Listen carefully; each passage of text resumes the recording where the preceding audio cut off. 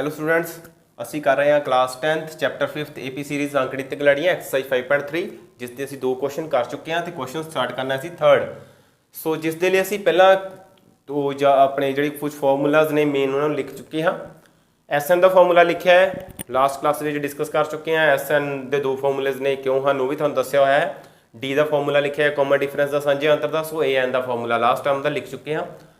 So question है साढ़े को फर्स्ट जोड़ा कि ए साढ़े को 5 दिता गया है, डी 3 दिता है, a n is equal to 50 given है, साढ़े को एन क्वेश्चन मार्क है तो एस एन क्वेश्चन मार्क है। इट मीनस कि असीं दोवें जिहड़े कि टर्म्स ने एन एंड एस एन असीं जिहड़े कि प्राप्त करने हैं। सो ध्यान रखना है कि जदों भी तुसीं एन ए डी ਜਾਂ ए एन कुछ भी प्राप्त करना है तो साढ़े को लास्ट टर्म का formula a n is equal to a plus n minus 1 d जिहड़ा कि असीं वरतों करते हैं। सो सोल्यूशन देखते हैं असीं। सब तो पहला डी भी है, ए भी है, साढ़े को असीं ए एन का फॉर्मूला लगाने हैं जो हुंदा है साढ़े को ए plus n minus 1 D. So A N कितना है साढ़े को 50 इज इक्वल टू ए कितना है 5 प्लस एन कितना है साढ़े को फाइंड करना है। सो डी कितना है साढ़े को 3। सो ये आ गया 50 minus 5 is equal to n minus 1 3। So ये साढ़े को एक इक्वेशन च पिया सीगा साढ़े को 5, उसनूं असीं इस साइड ते की करता माइनस कर दिता गया। साढ़े को आ गया 45 is equal to n minus 1 so 3।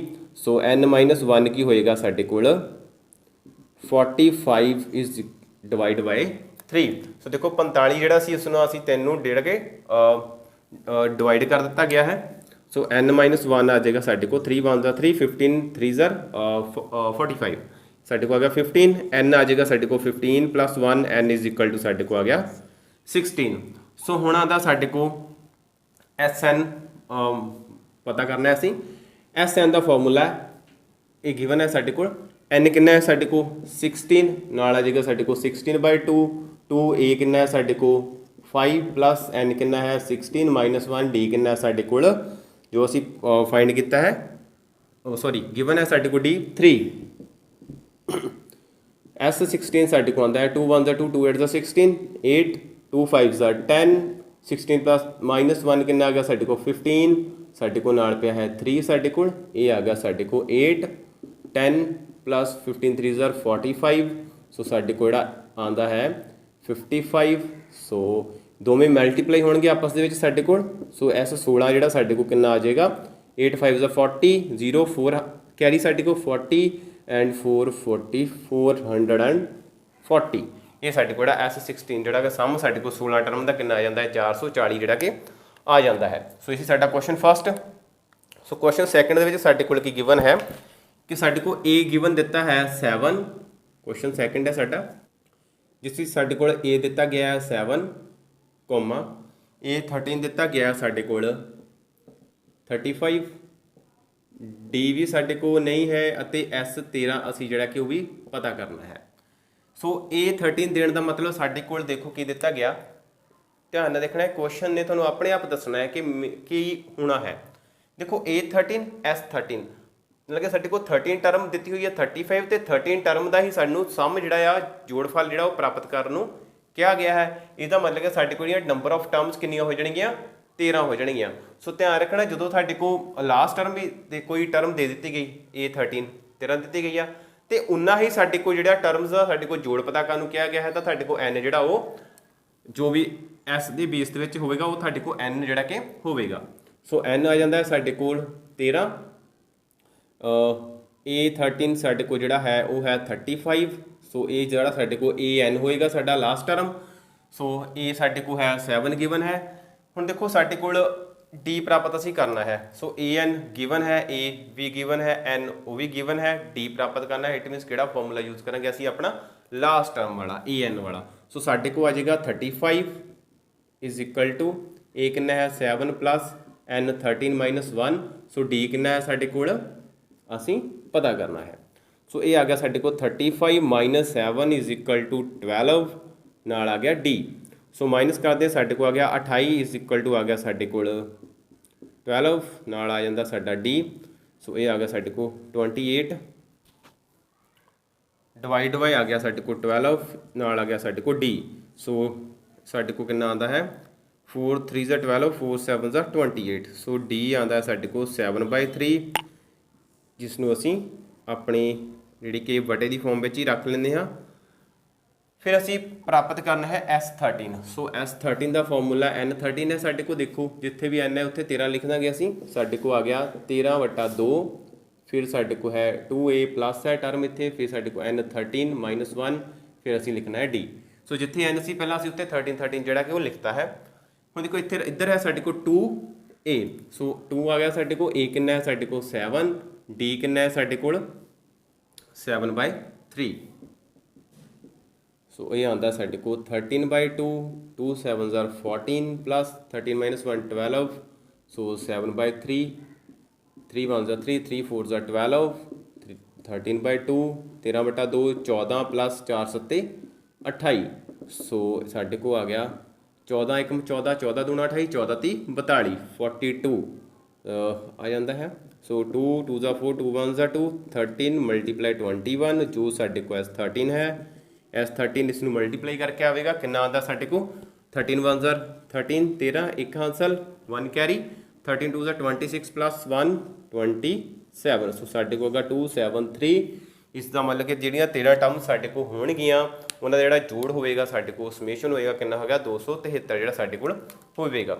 ਇਹ ਸੀ ਸਾਡਾ ਕੁਐਸਚਨ ਨੰਬਰ 3 ਦਾ ਸੈਕਿੰਡ। ਸੋ ਹੁਣ ਵੇਖਦੇ ਹਾਂ ਕੁਐਸਚਨ 3 ਦਾ ਪਾਰਟ 3। ਸੋ ਕੀ ਹੈ ਸਾਡੇ ਕੋਲ ਪਾਰਟ 3 ਦੇ ਵਿੱਚ ਦਿੱਤਾ ਹੋਇਆ A12 ਦਿੱਤਾ ਗਿਆ ਸਾਡੇ ਕੋਲ 37। D ਦਿੱਤਾ ਗਿਆ ਸਾਡੇ ਕੋਲ 3 A ਅਤੇ S12 ਪਤਾ ਕਰੋ। A ਅਤੇ S12 ਪਤਾ ਕਰੋ। ਸੋ ਲਾਸਟ ਕੁਐਸਚਨ ਦੀ ਤਰ੍ਹਾਂ ਅਸੀਂ n ਪ੍ਰਾਪਤ ਕਰਦੇ ਹਾਂ ਜੋ ਸਾਡੇ ਕੋਲ ਕਿੰਨਾ ਹੁੰਦਾ ਹੈ S ਦੇ ਬੇਸ ਵਿੱਚ ਕੀ ਹੈ 12। ਸੋ ਸਾਡੇ ਕੋਲ n ਕਿੰਨਾ ਆ ਗਿਆ 12 ਆ ਜਾਂਦਾ ਹੈ। ਫਿਰ ਸਾਡੇ ਕੋਲ ਆਉਂਦਾ ਹੈ D ਵੀ ਗਿਵਨ ਹੈ A12 ਵੀ ਗਿਵਨ ਹੈ। A ਫਾਈਂਡ ਕਰਨਾ ਹੈ। ਸੋ ਅਸੀਂ A12 ਦਾ ਫਾਰਮੂਲਾ ਲਗਾ ਦਾਂਗੇ A12 = A + 11D। ਸੋ ਸਾਨੂੰ ਪਤਾ ਜਦੋਂ ਵੀ ਅਸੀਂ ਕੋਈ ਟਰਮ ਪਤਾ ਕਰਨੀ ਹੈ ਤਾਂ ਅਸੀਂ ਉਸ ਤੋਂ ਘੱਟ ਜਿਹੜਾ ਇੱਕ D ਹੈ ਉਹ ਆਪਣੇ A ਦੇ ਵਿੱਚ ਜਿਹੜਾ ਅਸੀਂ ਐਡ ਕਰ ਦਿੰਦੇ ਹਾਂ। ਸੋ A12 ਸਾਡੇ ਕੋਲ ਕਿੰਨਾ ਹੈ 37 ਗਿਵਨ ਹੈ। A ਕਿੰਨਾ ਹੈ ਅਸੀਂ ਪ੍ਰਾਪਤ ਕਰਨਾ ਹੈ ਪਲੱਸ 11 D ਕਿੰਨਾ ਹੈ ਸਾਡਾ 3 ਹੈ। ਸੋ 37 = A + 33। ਸਾਡੇ ਕੋਲ ਆ ਗਿਆ 37 - 33 = A। ਸੋ ਮਾਈਨਸ ਕਰਦੇ ਹਾਂ ਸਾਡੇ ਕੋਲ ਕਿੰਨਾ ਆਉਂਦਾ ਹੈ 4। ਸੋ A ਕਿੰਨਾ ਆ ਗਿਆ ਸਾਡੇ ਕੋਲ 4 ਆ ਜਾਂਦਾ ਹੈ। ਹੁਣ ਅਸੀਂ S12 ਪਤਾ ਕਰਨਾ ਹੈ। S12 = ਸੋ n ਮੀਨਸ 12 ਹੈ। ਜਿੱਥੇ ਵੀ n ਹੈ ਉੱਥੇ 12 ਲਿਖਾਂਗੇ ਅਸੀਂ। ਸਾਡੇ ਕੋਲ ਆ ਜਾਏਗਾ 12/2 ਪਲੱਸ 12 - 1। ਸੋ ਅਸੀਂ ਲਿਖ ਲੈਂਦੇ ਇਸ ਤਰ੍ਹਾਂ। ਜਿੱਧਰ ਵੀ n ਸੀ ਸਾਡੇ ਕੋਲ 1 ਅਤੇ 2 ਦੋ ਪਲੇਸਿਸ ਤੇ ਸੀ ਦੋਵਾਂ ਤੇ ਅਸੀਂ n ਜਿਹੜਾ ਉਹ ਲਿਖ ਲਿਆ। ਫਿਰ ਦੇਖੋ ਸਾਡੇ ਕੋਲ ਫਾਰਮੂਲੇ 'ਚ ਹੈ 2a। ਸੋ 2a ਕਿੰਨਾ ਹੈ ਸਾਡੇ ਕੋਲ 4 ਆਇਆ ਹੈ। D ਕਿੰਨਾ ਹੈ ਸਾਡੇ ਕੋਲ 3 ਗਿਵਨ ਦਿੱਤਾ ਗਿਆ ਹੈ। ਸੋ S12 ਕੀ ਆਉਂਦਾ ਹੈ ਸਾਡੇ ਕੋਲ 2 1s are 2 2 6s are 12 6 2 4s are 8 plus 12 - 1 11 3 ਆ ਗਿਆ ਸਾਡੇ ਕੋਲ। ਕੀ ਆਉਂਦਾ ਹੈ S12 ਸਾਡੇ ਕੋਲ 6 8 ਪਲੱਸ 33। ਸੋ S12 ਆਉਂਦਾ ਸਾਡੇ ਕੋਲ 6। ਸੋ 33 ਤੇ 8 ਕਿੰਨੇ ਹੋ ਗਏ ਸਾਡੇ ਕੋਲ 41। ਸੋ ਸਾਡੇ ਕੋਲ ਜਿਹੜਾ S12 ਆਉਂਦਾ ਹੈ ਉਹ ਆਉਂਦਾ ਹੈ 6 1s are 6 6 4s are 24 6 24 246 ਜਿਹੜਾ ਸਾਡੇ ਕੋਲ 246 ਆਨਸਰ ਜਿਹੜਾ ਉਹ ਆ ਜਾਂਦਾ ਹੈ। ਸੋ ਕੁਐਸਚਨ ਦੇ ਵਿੱਚ n ਦਾ ਪਤਾ ਲੱਗ ਗਿਆ ਤੁਹਾਨੂੰ। ਜਦੋਂ ਵੀ s ਕੋਈ ਵੀ ਗਿਵਨ ਦੇਤਾ ਸਾਡੇ ਕੋਲ ਜਿੰਨਾ ਵੀ s ਦੇ ਬੇਸ ਵਿੱਚ ਹੋਵੇ ਉਹ ਸਾਡਾ n ਹੋਏਗਾ। n ਲਿਖਿਆ A12 ਗਿਵਨ ਸੀ A12 ਦਾ ਫਾਰਮੂਲਾ ਲਗਾਇਆ A + 11D। D ਗਿਵਨ ਸੀ ਉਸ ਨੂੰ ਰੀਪਲੇਸ ਕੀਤਾ। A ਗਿਵਨ A ਫਾਈਂਡ ਕੀਤਾ ਸੀ 4 ਫਿਰ Sn ਦਾ ਫਾਰਮੂਲਾ ਲਗਾਇਆ। ਸੋ ਉਮੀਦ ਹੈ ਕਿ ਕੁਐਸਚਨ ਤੁਹਾਨੂੰ ਸਮਝ ਲੱਗ ਗਿਆ ਹੋਵੇਗਾ। ਸੋ ਫਿਰ ਸਾਡਾ ਕੁਐਸਚਨ ਆਉਂਦਾ ਹੈ ਪਾਰਟ ਨੰਬਰ 4। ਕੁਐਸਚਨ 3 ਦਾ ਹੀ ਪਾਰਟ 4 ਕੀ ਗਿਵਨ ਹੈ ਸਾਡੇ ਕੋਲ A3 ਗਿਵਨ ਹੈ ਸਾਡੇ ਕੋਲ A3 ਦਿੱਤਾ ਹੈ ਸਾਡੇ ਕੋਲ 15 S10 ਦਿੱਤਾ ਗਿਆ ਸਾਡੇ ਕੋਲ 1 to 5 S10 125। ਸੋ ਪ੍ਰਾਪਤ ਕਰਨਾ ਹੈ ਜੋ ਅਸੀਂ ਪਤਾ ਕਰਨਾ ਹੈ ਉਹ ਹੈ ਸਾਡੇ ਕੋਲ D ਅਤੇ A10 D ਅਤੇ A10 ਇਹ ਅਸੀਂ ਪਤਾ ਕਰਨੇ ਹਨ। ਸੋ S10 ਮੀਨਸ ਸਾਡੇ ਕੋਲ ਇਹਦਾ ਮਤਲਬ ਕਿ n ਕਿੰਨਾ ਹੋ ਗਿਆ ਸਾਡੇ ਕੋਲ 10 ਹੋ ਜਾਂਦਾ ਹੈ। ਸੋ A3 ਸਾਡੇ ਕੋਲ ਗਿਵਨ ਦਿੱਤਾ ਹੈ 15। ਸੋ D ਅਤੇ A10 ਜਿਹੜੇ ਅਸੀਂ ਉਹ ਪ੍ਰਾਪਤ ਕਰਨੇ ਹਨ। ਸੋ ਇਸ ਦੇ ਲਈ ਸਾਡੇ ਕੋਲ ਜੋ ਗਿਵਨ ਹੈ ਅਸੀਂ ਉਸ ਤੇ ਹੀ ਧਿਆਨ ਦੇਣਾ ਹੈ। ਸਾਡੇ ਕੋਲ A3 ਗਿਵਨ ਹੈ, A3 ਸਾਡੇ ਕੋਲ ਹੋ ਜਾਏਗਾ A + 2D। ਸੋ ਇਹ ਕਿੰਨਾ ਹੈ 15 = A + 2D। ਹੁਣ ਨਾ ਤਾਂ ਸਾਡੇ ਕੋਲ A ਹੈ ਤੇ ਨਾ ਹੀ ਸਾਡੇ ਕੋਲ D ਹੈ। ਅਸੀਂ ਜਾਂ D ਦੀ ਵੈਲਿਊ ਪ੍ਰਾਪਤ ਕਰ ਲਾਂਗੇ ਇੱਥੋਂ, ਜਾਂ ਅਸੀਂ A ਦੀ ਵੈਲਿਊ ਪ੍ਰਾਪਤ ਕਰ ਲਾਂਗੇ। ਸੋ ਅਸੀਂ ਲਿਖਦੇ ਹਾਂ 15 - 2D = A। ਸੋ ਇਹਦਾ ਮਤਲਬ A ਸਾਡੇ ਕੋਲ ਕਿੰਨਾ ਆ ਜਾਂਦਾ ਹੈ 15 - 2D। ਇਸ ਨੂੰ ਅਸੀਂ ਸਮੀਕਰਨ 1 ਰੱਖਿਆ ਹੈ ਆਪਣੀ। ਫਿਰ ਅਸੀਂ S10 ਦਾ ਫਾਰਮੂਲਾ ਲਗਾਵਾਂਗੇ। ਇਹਦਾ ਮਤਲਬ N10 ਹੈ ਸਾਡੇ ਕੋਲ, S10 ਸਾਡੇ ਕੋਲ ਆ ਗਿਆ 10/2 2A। A ਕਿੰਨਾ ਹੈ ਸਾਡੇ ਕੋਲ, ਧਿਆਨ ਨਾਲ ਦੇਖੋ A ਅਸੀਂ A ਫਾਈਂਡ ਕੀਤਾ ਹੈ 15 - 2D। ਸੋ A ਦੀ ਜਗ੍ਹਾ ਤੇ ਆਏਗਾ 15 - 2D ਪਲੱਸ N - 1। N ਕਿੰਨਾ ਹੈ ਸਾਡੇ ਕੋਲ 10 - 1 ਔਰ D ਆ ਜਾਏਗਾ ਸਾਡੇ ਕੋਲ ਜੋ ਅਸੀਂ ਪਤਾ ਕਰਨਾ ਹੈ। ਸੋ D ਨੂੰ ਅਸੀਂ D ਲਿਖਿਆ। ਇਹ ਆ ਗਿਆ 2 5 * 10 2 1 2 ਸਾਡੇ ਕੋਲ ਆਉਂਦਾ ਹੈ 5। ਦੇਖੋ 2 ਹੈ ਬ੍ਰੈਕਟ ਤੋਂ ਬਾਹਰ, 2 ਮਲਟੀਪਲਾਈ ਹੋ ਜਾਏਗਾ 2 15 * 30 15 ਦੂਣਾ 30 ਮਾਈਨਸ 2 ਦੂਣੀ 4D ਪਲੱਸ 10 - 1 9 ਨਾਲ ਸੀ ਸਾਡੇ ਕੋਲ D ਪਿਆ ਹੋਇਆ, D ਲਿਖਿਆ। ਸਾਡੇ ਕੋਲ ਆ ਗਿਆ 5 30 ਮਾਈਨਸ 4D ਪਲੱਸ 9D। ਸੋ ਸਾਡੇ ਕੋਲ ਕੀ ਆਉਂਦਾ ਹੈ 5 30 ਮਾਈਨਸ 4 ਤੇ 9 ਜਿਹੜੇ ਸਾਡੇ ਕੋਲ ਦੋਵੇਂ D ਹਨ। ਸਾਡੇ ਕੋਲ ਇੱਕ -1 plus minus plus minus sign greater number ਵਾਲਾ।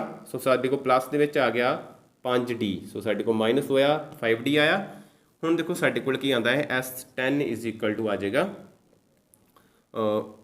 ਕਿੰਨਾ ਗਿਵਨ S10 ਸਾਡੇ ਕੋਲ ਦੇਖੋ 125। ਸੋ S10 ਹੈ ਸਾਡੇ ਕੋਲ 125। ਉਹ ਇੱਧਰ ਵੀ ਲਿਖ ਲਓ 125 125 = 5। ਸਾਡੇ ਕੋਲ ਇੱਧਰ ਆ ਗਿਆ 30 + 5D। ਸੋ 5 ਇੱਧਰ ਕੈਂਸਲ ਕਰਦੇ ਹਾਂ, ਅਸੀਂ ਕਟਿੰਗ ਕਰਦੇ ਹਾਂ। 5 2 * 10 5 5 * 25 25 = 30 + 5D। ਇਹਦਾ ਮਤਲਬ ਸਾਡੇ ਕੋਲ 25 - 30 = 5D ਆ ਗਿਆ। ਠੀਕ ਹੈ ਨਾ। ਹੁਣ ਸਾਡੇ ਕੋਲ ਆ ਜਾਏਗਾ -5 = 5D। ਸੋ 5 ਨਾਲ 5 ਕੈਂਸਲ। ਸੋ D ਸਾਡੇ ਕੋਲ ਹੋ ਜਾਏਗਾ -1। ਸੋ D ਪ੍ਰਾਪਤ ਹੋ ਚੁੱਕਿਆ ਸਾਡੇ ਕੋਲ। ਹੁਣ ਅਸੀਂ ਪਤਾ ਕਰਨਾ ਹੈ ਆਪਣਾ A10। ਸੋ A10 ਦਾ ਫਾਰਮੂਲਾ ਕੀ ਹੋਏਗਾ ਸਾਡੇ ਕੋਲ A10 = A + 9D। ਹੁਣ ਦੇਖੋ ਫਾਰਮੂਲਾ ਕੀ ਸਾਡੇ ਕੋਲ A10 ਦਾ A + 9D। ਹੁਣ ਦੇਖੋ ਸਾਡੇ ਕੋਲ D ਤਾਂ ਹੈ, A ਵੇਖਦੇ ਹਾਂ ਸਾਡੇ ਕੋਲ ਕਿੱਥੇ ਹੈ।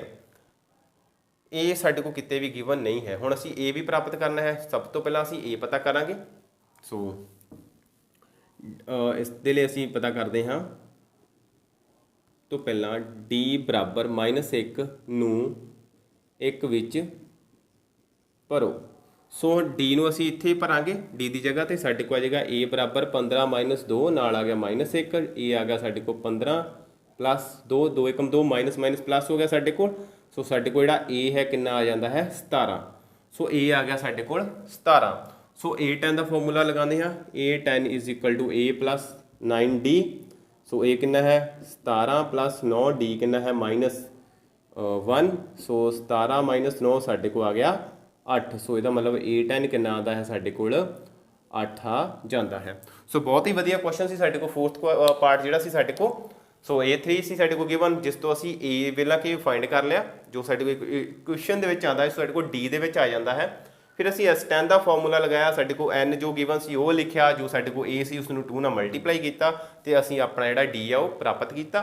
ਫਿਰ D ਫਾਈਂਡ ਕਰਨ ਤੋਂ ਬਾਅਦ ਉਸ ਨੂੰ ਅਸੀਂ ਇਕੁਏਸ਼ਨ ਫਸਟ ਵਿੱਚ ਪੁੱਟ ਕੀਤਾ, ਭਰਿਆ, ਜਿਸ ਦੇ ਨਾਲ ਸਾਡੇ ਕੋਲ A ਪ੍ਰਾਪਤ ਹੋਇਆ। ਸੋ A ਪ੍ਰਾਪਤ ਹੋਣ ਤੋਂ ਬਾਅਦ ਅਸੀਂ ਆਪਣਾ A10 ਜਿਹੜਾ ਸੀ ਉਹ ਅਸੀਂ ਪਤਾ ਕੀਤਾ ਹੈ। ਸੋ ਇਹ ਸੀ ਸਾਡੇ ਕੋਲ ਕੁਐਸਚਨ 4th 3rd ਕੁਐਸਚਨ ਦਾ। ਸੋ ਉਮੀਦ ਹੈ ਕਿ ਤੁਹਾਨੂੰ ਕੁਐਸਚਨ ਜਿਹੜੇ ਨੇ ਉਹ ਸਮਝ ਲੱਗ ਗਏ ਹੋਵੇਗੇ।